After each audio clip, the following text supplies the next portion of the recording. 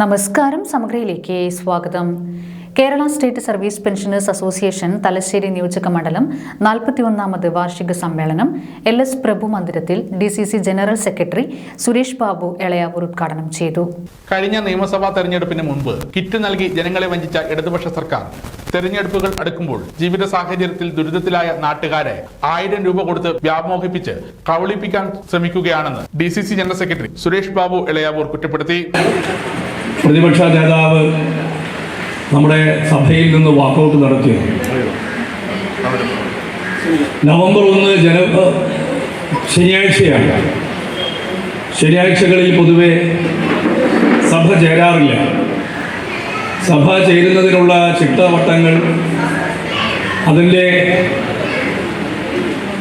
നിയമപരമായ വശങ്ങളൊന്നും പരിശോധിക്കാതെ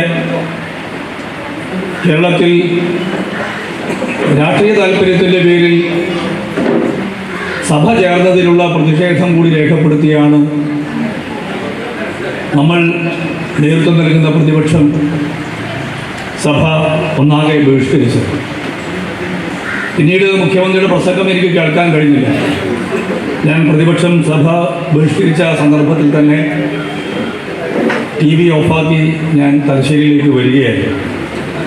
എന്തൊക്കെയാണ് മുഖ്യമന്ത്രി സംസാരിച്ചത് എന്ന് എനിക്കറിയാം.